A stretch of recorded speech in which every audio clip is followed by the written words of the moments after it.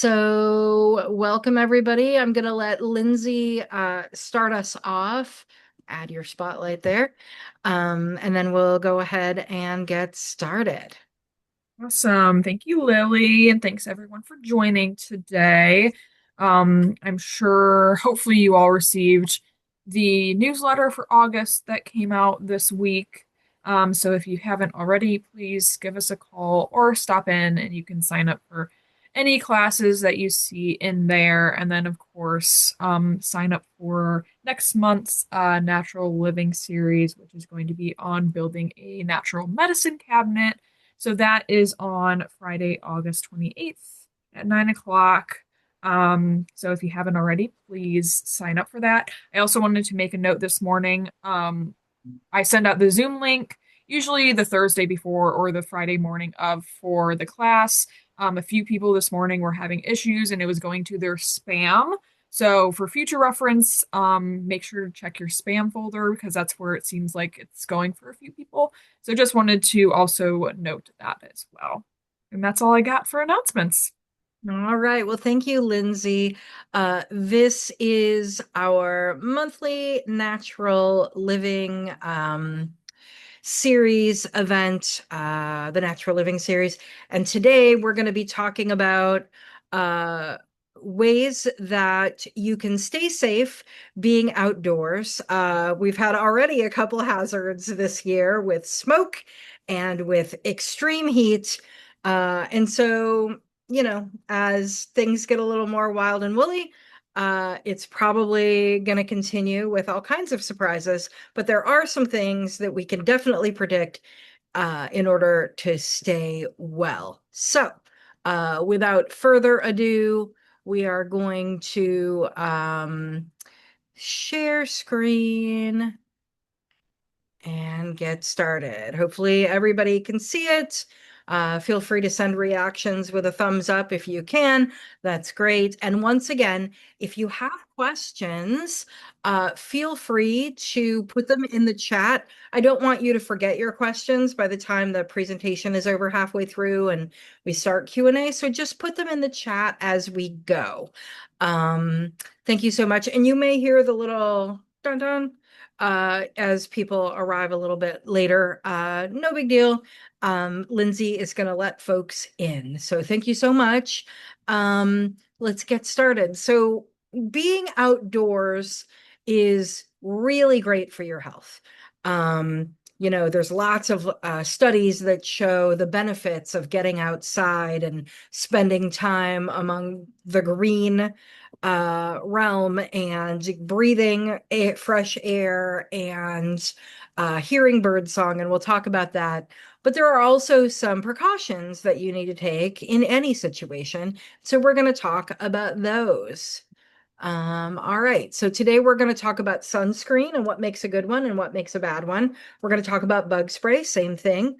Some general first aid and some extra things that you may want to think about acquiring in advance for outdoor living, including like accumulating things for an outdoor kit. Like, let's say you're going on vacation, you should probably take some things with you. Or if you're spending a day at the beach, it's always good to just have stuff. How to stay cool optimally in the summer, because as we have seen this year, we've had some pretty extreme heat this year, and it's only continuing. And then we'll just talk about the benefits of being outdoors.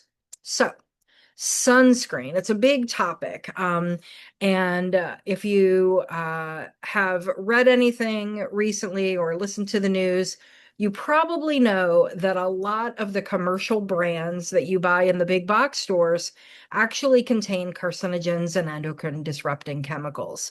Now, your endocrine system is the hormonal system that governs your whole body, not just your sex hormones, reproductive hormones, but your thyroid, your pancreas, your adrenals, like all of those are part of the endocrine system, and it helps regulate your metabolism and your thermostat and all kinds of stuff. And you don't want to put chemicals in or on your body that disrupt the regular hormonal cascades that happen in your body to help regulate yourself. Um, I've listed several carcinogenic and endocrine disrupting chemicals. So if you have any sunscreen that you've already bought for the season, and again, well, not again, I haven't said it yet. Um, one thing to know is you always want to replace your sunscreen. Don't use years old sunscreen from before. Definitely replace it every season. But if the sunscreen that you have bought contains any of these things, you're going to want to replace it as well. Now that you know about these things. And there are many, many brands that have had recent recalls because of unsafe ingredients and practices, including some of the more natural ones like Neutrogena and Aveeno. So going by big box brand doesn't really tell you anything. And frankly, all of these brands have been bought by mega companies anyway. And so there's no such thing as small and artisanal when you get your body care products from a big box store. Um, so one thing I want to say before we continue with what to look for is any lotion product at all, whether it's a sunscreen or not, in a big box store is going to contain those chemicals that we're wary of. Why? Because a lotion is an oil and water mixture that has been emulsified together, kind of like a salad dressing when you shake it. Oil and water don't want to contain, be assimilated like that. They separate over time. And in order to get them not to do that and have a consistent product, they have to add a lot of chemicals because that bottle of lotion is likely a couple years old. By the time it's manufactured, put into the manufacturer's warehouse, ordered from a distributor, put into the distributor's warehouse, ordered from a retailer, put in the retailer's warehouse, ordered by a store, put in the store's warehouse, and then finally getting to the shelf, it's likely a couple years old. So you have to have all kinds of chemicals to keep the formula consistent, and you have to have chemicals to fight mold, right? Because there is no way that you could put an oil and water emulsification on your kitchen counter, shelf stable kind of situation, and have it not mold after a month, right? And the same is true of these lotions. Furthermore, they're packaged in plastic. And as we're all now aware, microplastics are a huge problem. Anything that you can do to avoid plastics, particularly wrapping your food or your body care, is best. Now, let's look at what we should be looking for in an ideal sunscreen. No higher than 30 SPF. Those 50 SPFs or completely waterproof formulas contain chemicals that you don't want to put on your body. You want a zinc oxide formula, not titanium oxide, but zinc oxide. This is the safest way to have a sunscreen. Zinc oxide, you want non-nanoparticle sized zinc oxide, and any brand that contains that size will broadcast it, right? Because they're advertising to people that know what they're looking for. So they're going to say non-nanoparticle zinc oxide. What that means, in case you're not aware, is so when you put something on your skin, it's either going to sit on the top or it's going to get absorbed into the skin, the fatty layer, the pores, whatever. Non-nanoparticle size means that it's going to rest on the surface of the skin and not penetrate further. And that's what you want because the zinc oxide actually acts like little mirrors. The lotion absorbs into the skin and it's an applicator, and the zinc oxide stays on your skin and reflects the sun and keeps you from getting sunburned. That's how it works. And so you want non-nanoparticle because you want it to do its job. Nanoparticle means that it could get absorbed into your pores and clog them, and that's no good. Um, Also, if you've got a litany of unpronounceable ingredients, chances are there's something not great in there.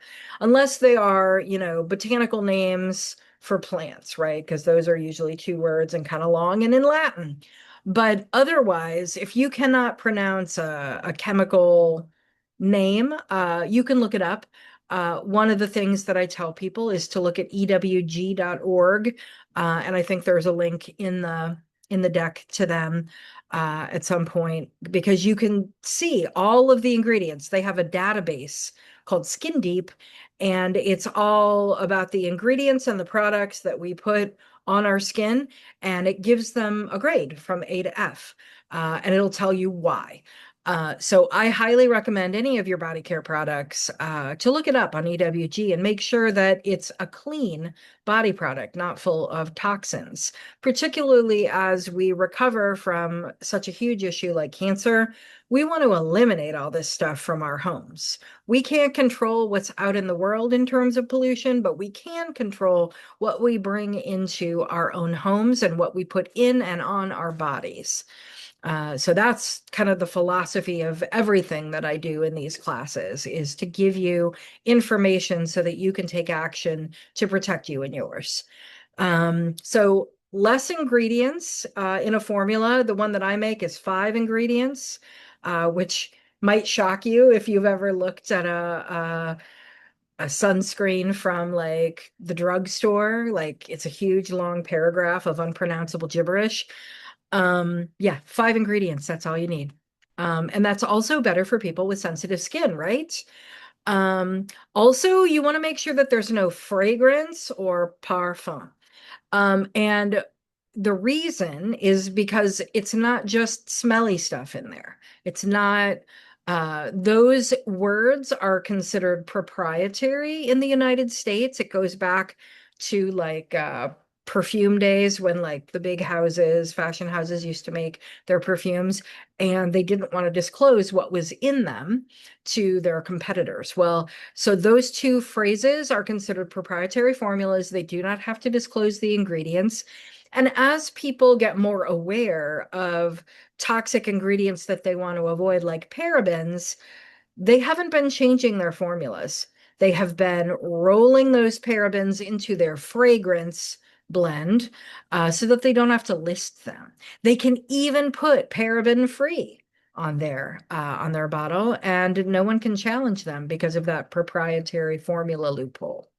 And you also want to make sure that even if the fragrance is essential oils, that none of them are citrus oils.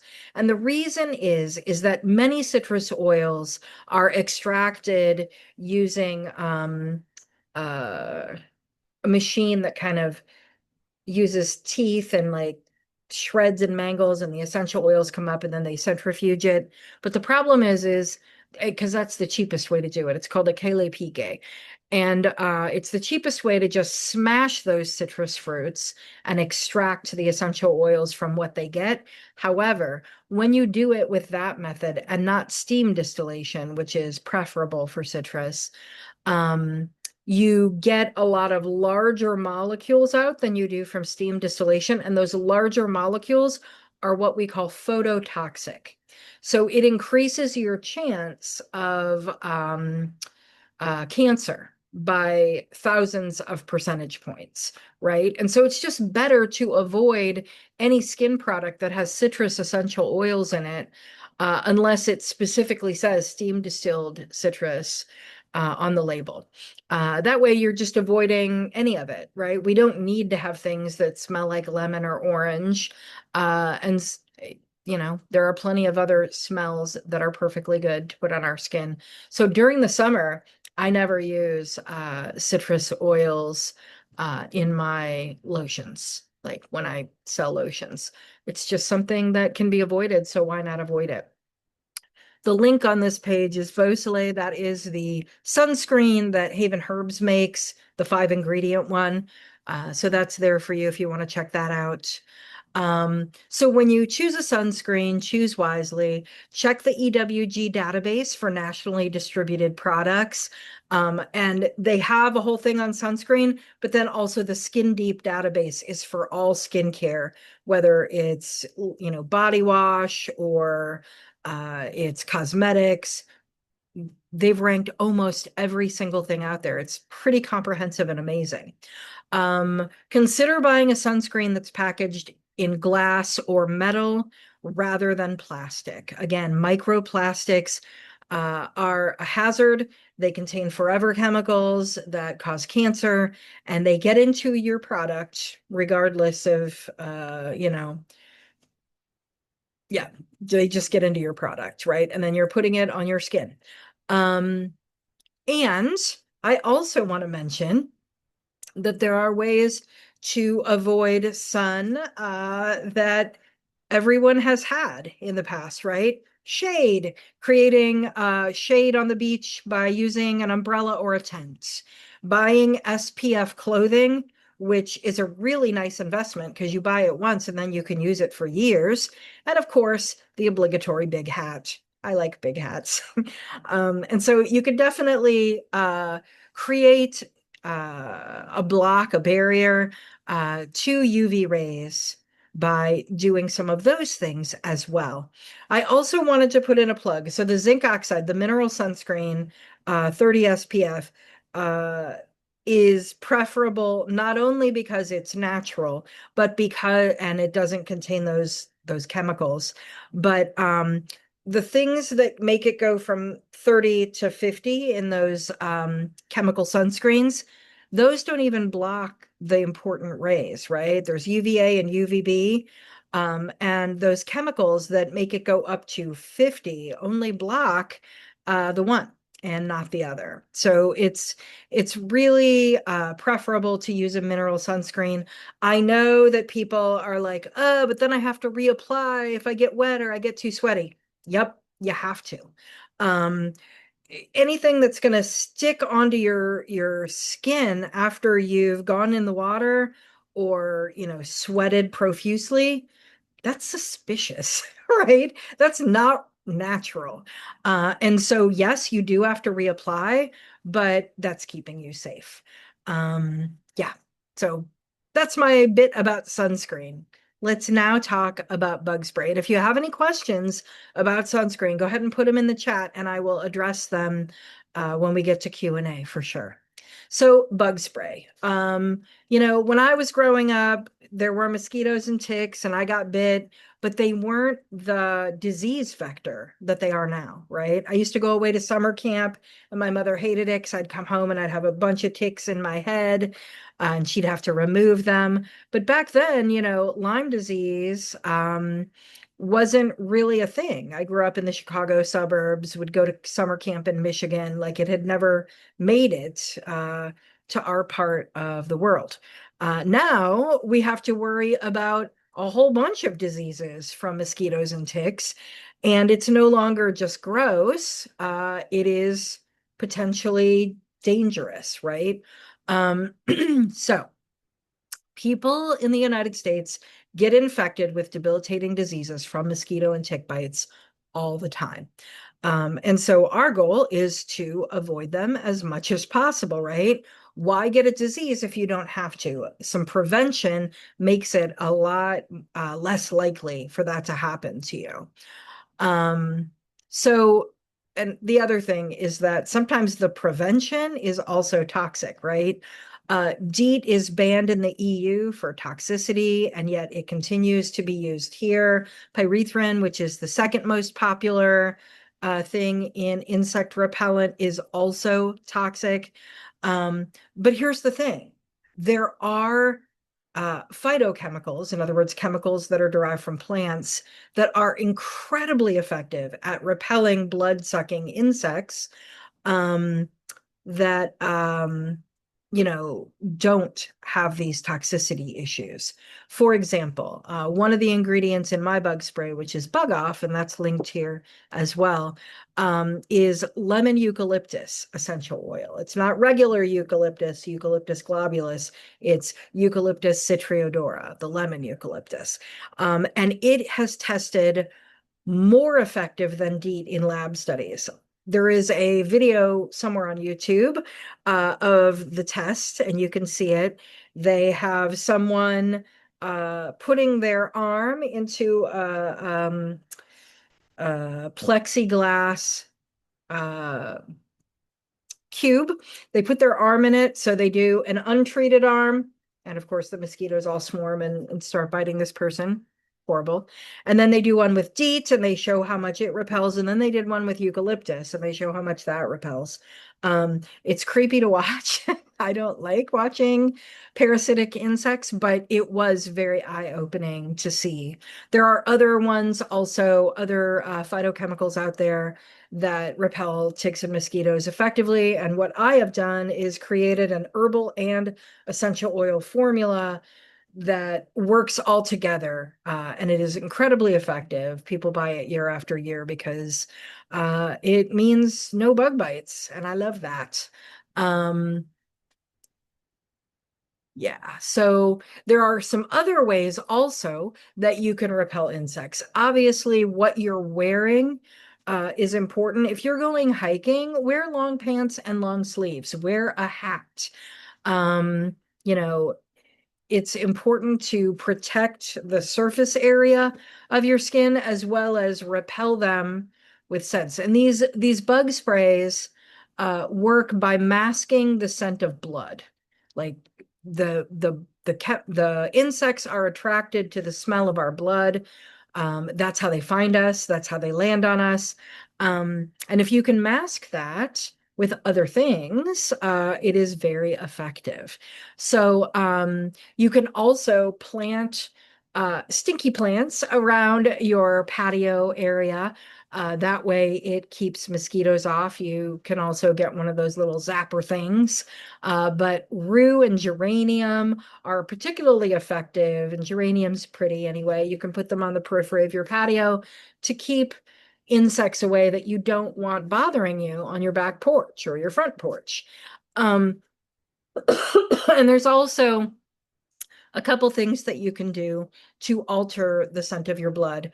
B vitamins are in particular B12, but also B6. Um, they help mask the scent of your blood completely. And one of the ways that I like to do that in the summer is nutritional yeast. I don't know if people know what that is, but you can buy it in like health food stores. A lot of vegan folks use it to make fake cheese. Um, but it is delicious. It's kind of cheesy and nutty at the same time. I like to put it on my popcorn when I have movie nights. It tastes delicious. You can put it on broccoli. You can use it in recipes. Nutritional yeast is something that you can use. You can up it, and then, the bugs aren't as attracted to you. Another product that you can use, which has other benefits, as do the B vitamins, is digestive bitters. That is going to change your smell and make it so that you not only tonify your digestive system with the bitter compounds, but you're also helping to repel insects. So those are some natural ways of getting those creatures not to bite you. Some people just have a really good smell to these insects and they're always bitten. And some people aren't because of their diet and other factors. But if you're one of those people that get bit, you can change that, right? By what you consume and what you put on your body. Let's go into some first aid needs that become increased as we live outdoors more. So cuts and scrapes definitely happen more often in my house this time of year. So stocking up on some sort of salve that can help heal and also fight infection rather than using Neosporin. We'll talk more about this next month when we build a natural medicine cabinet together. But having a salve like this is super convenient, and you can keep it, in your first aid kit. Also, burns are more common this time of year. Unless you work in like a bakery, you're more likely to get burned during the summer than you are any other time of year because of barbecues and campfires and all kinds of good fires. I like fires, but yes, they can be dangerous. And so having a burn treatment on hand before it happens makes it a lot nicer when you do get burned. Prevention, yes. And then, of course, poison plants are happening all over the place. Ivy sumac, oak. So what you want to do is invest in some treatment and some prevention. The treatment would be soap, uh, poison ivy soap, and it should contain jewelweed. Um, and salve can not only be a treatment, but I often, if I'm gardening and I'm entering a new area, I'm clearing a new area out to put beds, chances are that's when you're going to get poison ivy because it tends to be on the periphery of wild places, where the um, human activity area and the wilds meet. That's where poison ivy tends to congregate. So you're going to want to take a salve, like jewel of a salve, and put it just above your glove line, because sometimes your sleeves are short, or maybe even if they're long, they kind of move, and you've got this one little vulnerable area. Just putting the salve on that area while you weed and pull out things, including poison ivy. Is prudent, is very prudent. Now, let's talk about the benefits of being outdoors. I'm not trying to scare anyone into staying inside. Inside, the air pollution is higher than outside in the United States because of what we bring into our homes. So fresh air, super important for your respiratory system. Um, Sunshine is going to get you more vitamin D. So it's good to get sun, even if you need to apply sunscreen. You can also get a lot of benefit for anxiety and depression if you are out in nature, especially if you go to a place where you can't hear traffic or human activity. Um, Studies show that this is a fabulous thing to do for your well-being. And if you're recovering from anything, whether it be an illness or an injury or surgery, getting outside is going to speed up your healing statistically. And then also, besides being out in the green realm with sun and air, and no human activity, hearing bird song. They've done studies on this, and it is proven to reduce stress and cortisol in the body. And being sick and going through cancer treatment definitely spikes the cortisol. So anything you can do to get outside, sometimes you have to drive to a nature place and then get out in nature, and that counts too. I highly recommend it. In Japan, they actually prescribe what I'm talking about. It's called Shinrin Yoku, which means forest bathing. It's where you just go out and you take a sit and you just listen and be still, right? Outside in nature. It really does help in so many ways, physical, emotional, mental, um, that I highly recommend it. That's me. I'm Lily Cunning. I'm the formulator and herbalist for Haven Herbs. I do wellness consultations as well as classes. You can join the email list to find out what classes are next. I do in-person classes too, both in Perrysburg and Tiffin, Ohio. And if you join the email list, I let you know what classes are coming up. I also teach these free classes for the Victory Center and Cancer Support Community every month. I just started with the Victory Center this year. Yay. And I've done cancer support community for years. And I am happy to, answer questions and really get to the nitty-gritty. I also wanted to offer you, I have a student community online, which you can learn new things all the time. And there's a special channel just for people at the cancer support community or the Victory Center. So y'all can talk to each other and talk to me about surviving cancer and cancer treatment and natural things specific to you and where you're at. But you can also be a part of many other channels on gardening or on medicine making. And every single intensive class that I have, where we meet month after month, has its own channel as well. So I would welcome you to our student community. It's free to join. And we like to talk about herbalism and holistic health. So there's that. And then also, everybody who's a student of mine gets a 10% discount by using code lifelong learner at the store or to book a consult. I just want to offer that to you because, you're in a place where you may find that of benefit. But that is my presentation. We have a little less than half of our time together to answer questions. And I don't see anything in the chat yet, so maybe people want to unmute and talk. That's totally great. But I am here to answer your questions. So feel free to, oh, I do see some things in the chat. Nope, that's from last time, I think. Yeah. Okay, so you can either unmute um, and ask a question, or you can put it in the chat. I am totally happy to let either of those things happen. Um, but yeah, I wait to hear from you.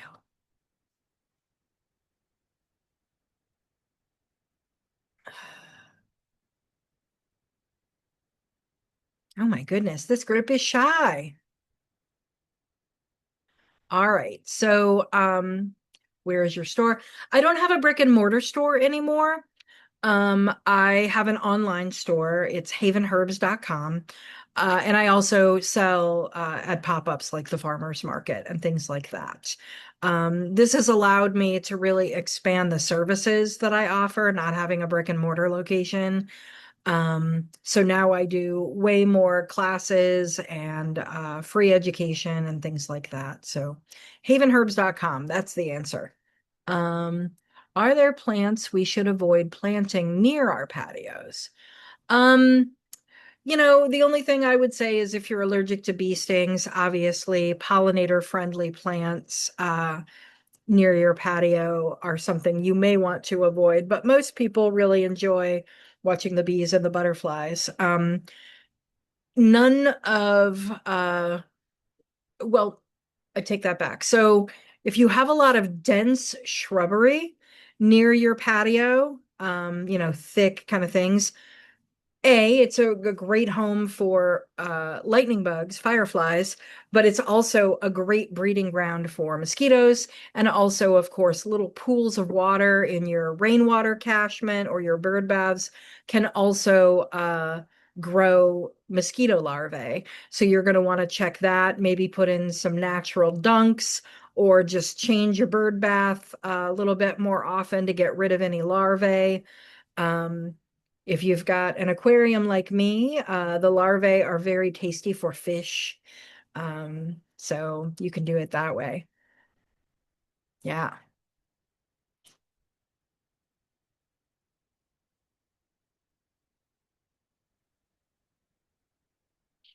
So next month, we are going to be talking about building a natural medicine cabinet, which will include some of the things we talked about here today, but a lot more. So body care, as well as dental care, as well as first aid, like incorporating all of those products, because we all have, a medicine cabinet where we turn to when we first have a need, whether that's a headache or a pimple or the flu or whatever. And what you have available to you in the moment is what's going to be taken, right?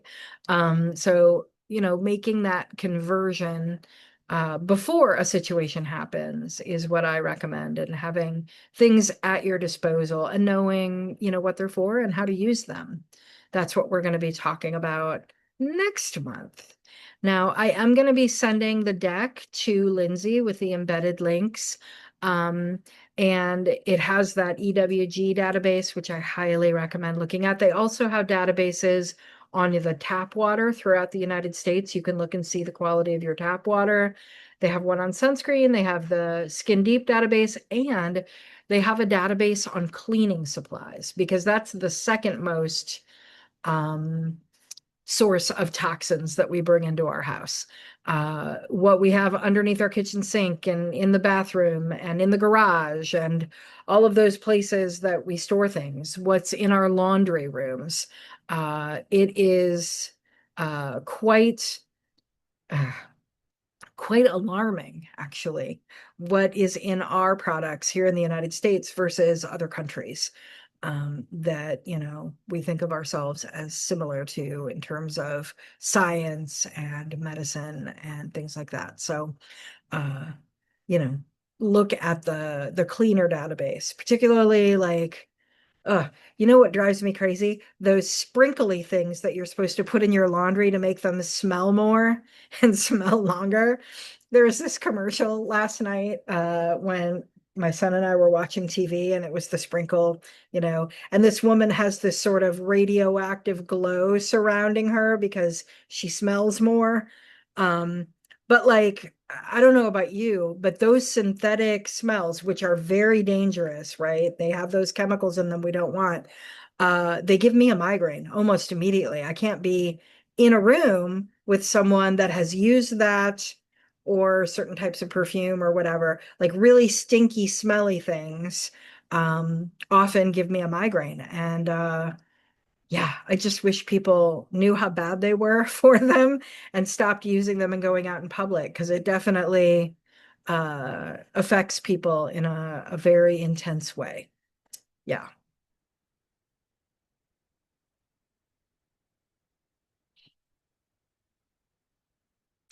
You are welcome. All right. Well, if there are no more questions, we can end a little early. I do want to say, though, that I am here to answer all your questions at any time. You can just shoot me an email. And that email, I'm going to put it in the chat. Because sometimes we come up with questions after, right? And we're like, I missed my chance. So lily@havenherbs.com is who you'd shoot an email to. Happy to answer your questions. And like I said, join the student community. It's totally free. And that is also a great place because if you have that question, chances are other people have that question too. And asking it in a forum like the student community benefits more people than just you. I'm all about that. That's great. So, Lindsay, take us out.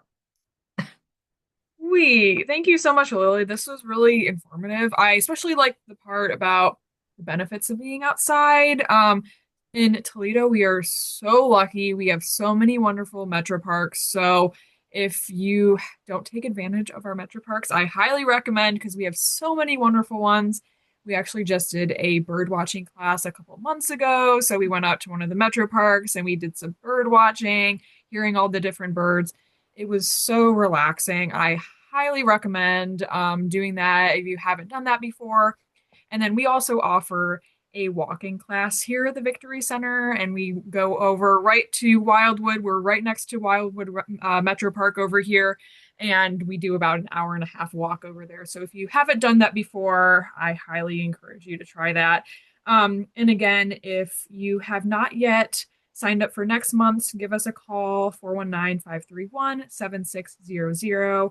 And that's going to be on Friday, August 28th at 9 o'clock. That's going to be building a natural medicine cabinet. That's all I got. All right. The last thought that I will leave you with is, getting outside is super important, including gardening, because then you also get, homegrown tomatoes. That's awesome. But as we are eventually heading into the colder weather, bringing some of that indoor or outdoors in is great. Start your houseplant collection now. Like it's, I have a lot of houseplants and I have a lot of grow lights in my house as a result. But, tending houseplants can also give you some of the same uh, cortisol reducing benefits as being outdoors when it's too cold and too slippery to be outside. So start your houseplant collection. I highly recommend it. Have a great one, everybody. We'll see you next month. You too, Lily. Thank you so much. Everyone, have a Bye. wonderful weekend.